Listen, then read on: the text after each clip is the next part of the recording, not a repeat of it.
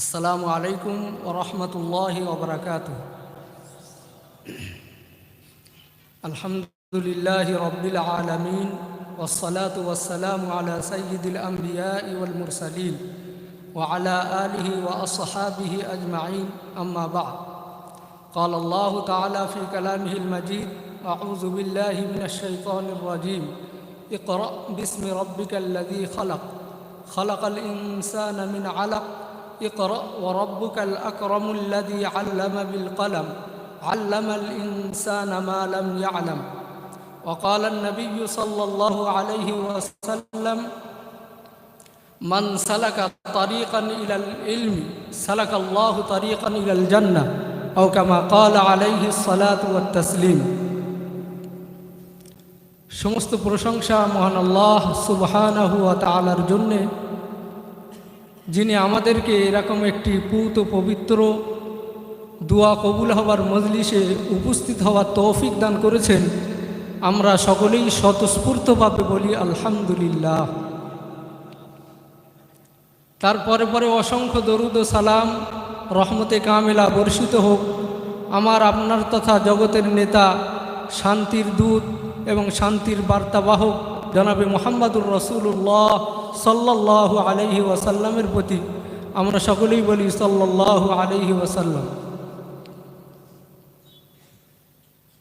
মহামান্য মান্যবর মুফতি সাহেব হুজুর, স্টেজে উপস্থিত সমস্ত আসাতেজায়ে কেরামগণ এবং স্নেহের ছাত্রেরা ও সামনে উপবিষ্ট দূর দূরান্ত থেকে আগত সম্মানীয় মেহমানে কেরাম, সকলকে শ্রেণীবিন্যাসে যথাযোগ্য সালাম এবং সম্মান প্রদর্শন করে খুবই স্বল্প পরিসরে দু একটি কথা না বললে নয় উপস্থিত করছে।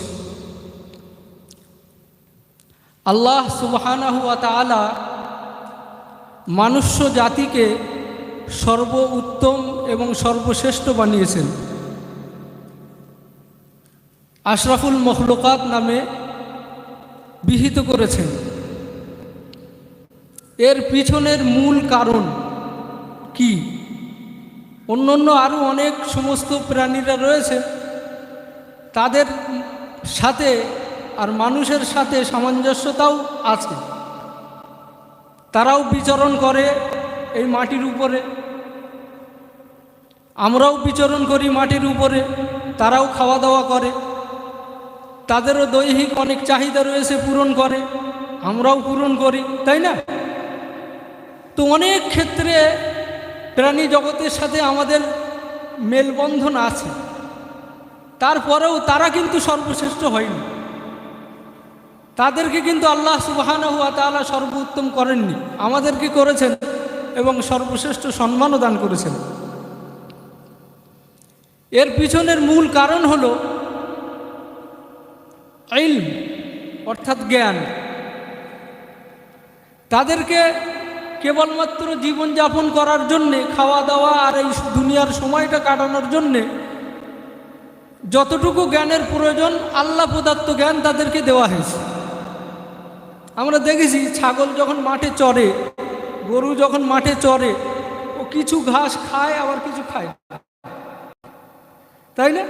তো ওকে কে শিখিয়েছে যে এইগুলো খেতে হবে আর এইগুলো খেতে হবে না? তাহলে ওগুলো সব আল্লাহ প্রদত্ত জ্ঞান, আল্লাহ দিয়েছে, আমাদেরকেও দিয়েছেন।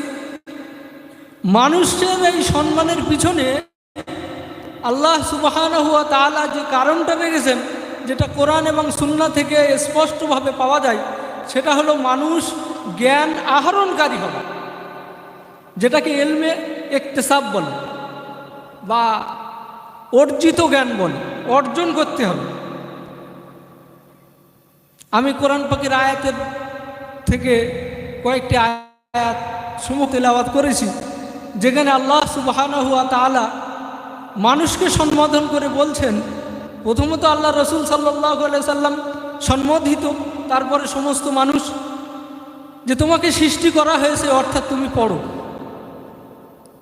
পড়ার এবং জ্ঞানের মহত্ব এবং মর্যাদা আল্লাহ সুবহানাহু ওয়া তাআলা বর্ণনা করে বলছেন যে তোমাকে সৃষ্টি করা হয়েছে, তুমি পড়ো। তোমাকে সৃষ্টি করা হয়েছে, তোমার নিজস্ব কোনো হাইসিয়াত, নিজস্ব কোনো যোগ্যতা, নিজস্ব কিছুই নেই। তুমি একটা রক্তপিণ্ড, একটা জমাট রক্তপিণ্ড থেকে তোমাকে সৃষ্টি করা হয়েছে। আবার আল্লাহ সুবহানাহু ওয়া তাআলা বলছেন তুমি আবার পড়ো, তুমি পড়ো ওই আল্লাহর নামে, যে আল্লাহ অতীব দয়াবান, অতীব মেহেরবান। বিসমি রব্বিকাল্লাযী খালাক, খালাকাল ইনসানা মিন আলাক, ইকরা ওয়া রাব্বুকাল আকরাম।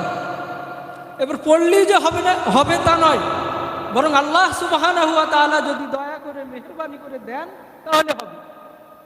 যেহেতু আল্লাহ সুবহানাহু ওয়া তাআলার আরও অনেক গুণবাচক নাম ছিল যেগুলো ওই জায়গায় ব্যবহার করা হয়নি, ওই জায়গায় ব্যবহার করা হয়েছে এমন একটা সুন্দর এবং একটা দয়া বিজড়িত গুণবাচক নাম যার মধ্যে দয়া রয়েছে। অর্থাৎ মেহনত মুজাহাদা পড়াশুনো করলেই যে হবে তা নয়, বরং আল্লাহ সুবহানাহু ওয়া তাআলা দয়া করে দেবেন তো হবে। তারপরে আল্লাহ সুবহানাহু ওয়া তাআলা বলছেন যে আমি মানুষকে জানিয়েছি ওই সমস্ত জ্ঞান যেগুলো সে জানত না। যাই হোক, মুফতি সাহেব হুজুর আসছেন, আমি ওর কথা দীর্ঘায়িত করছি না। আমরা এখানে কেন উপস্থিত হয়েছি এবং আমরা লাভবান হব কোন দিক দিয়ে? তো আল্লাহর রসুল সাল্লাল্লাহু আলাইহি সাল্লামের যে হাদিসটা আমি তেলাওয়াত করেছি তার অর্থ এরকম যে, যে মানুষটা ইলমের রাস্তায়, শরীয়তের জ্ঞানের রাস্তায় যে মানুষটা গেল, সে জান্নাতের দিকে এক ধাপ এগিয়ে গেল। অন্য একটি রিওয়ায়াতের মধ্যে এসছে আল্লাহ রসুল সাল্লাল্লাহু আলাইহি সাল্লাম বলছেন, কুন আলিমান আও মুতাআল্লিমান আও মুস্তামিআন আও মুহিব্বান ওয়ালা তাকুন খামিসা। হয় তুমি আলেম হও, নাই তুমি ছাত্র হও, নাই তুমি আলেমের শ্রবণকারী হও, শুননেওয়ালা হও, আর নতুবা তুমি আলেমের মহব্বতকারী হও, পঞ্চম নম্বর হয়ে না। অর্থাৎ আমরা এখানে উপস্থিত হয়েছি, আমরা আলেমদের মহব্বতে, জামিয়া রহমানিয়ার মহব্বতে। আল্লাহ আমাদের এই মহব্বতকে কবুল করুন। এই বলে আমি আমার বক্তব্য শেষ করছি। ওয়া আখির দাওয়ানা আনিল হামদুলিল্লাহি রাব্বিল আলামিন। মাশাআল্লাহ।